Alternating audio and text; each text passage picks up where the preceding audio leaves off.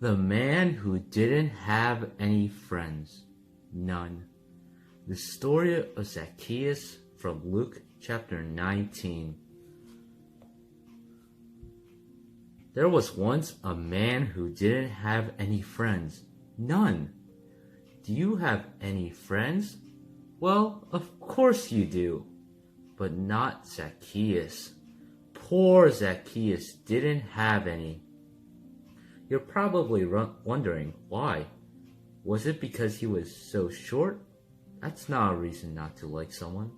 Was it because he had a name that was hard to say? Well, neither is that. Even though he was short and he did have a funny name, that wasn't it. No. People didn't like Zacchaeus because he stole their money. Zacchaeus collected taxes. Taxes were what people had to pay the king. But Zacchaeus took more than he was supposed to and kept the extra money for himself and made himself rich. Everyone knew what he was up to and it made them cross and grumpy. They didn't like Zacchaeus one bit. So they made sure he knew it by doing things like avoiding him and walking on the opposite side of the street and pretending not to see him and whispering things like, "There's that nobody who thinks he's a somebody," loud enough so he could hear. Anyway, one day a huge crowd gathered by the road. Jesus was coming to their town and everyone wanted to see him. Zacchaeus wanted to see Jesus too, but everyone was too tall. He tried jumping up and down, but that didn't work. He couldn't see a thing. Luckily, Zacchaeus had a good idea. "I'll climb that sycamore tree," he said. So he did. He was surprisingly good at climbing for a man who was so unusually short that he had to take a flying leap just to get into his chair in the morning.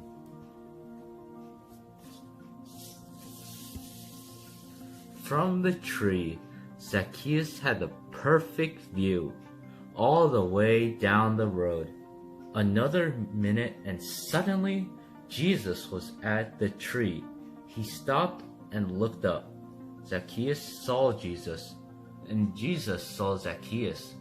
"Zacchaeus," Jesus said, "I'd like to come over to your house."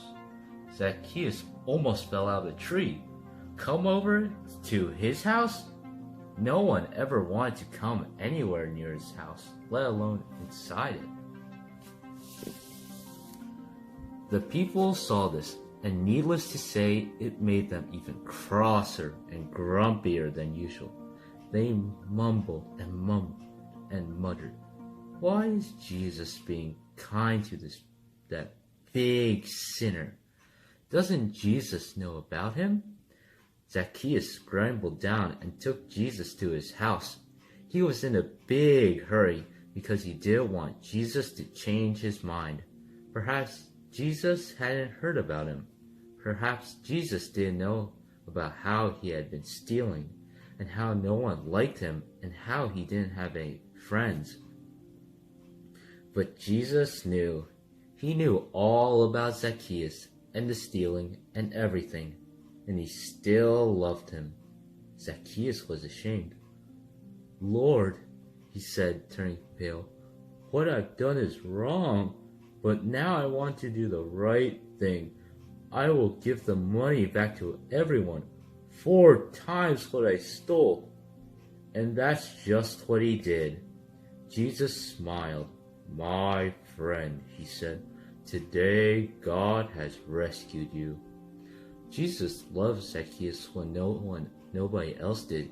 He was Zacchaeus' friend, even when no one else was, because Jesus was showing people what God's love was like.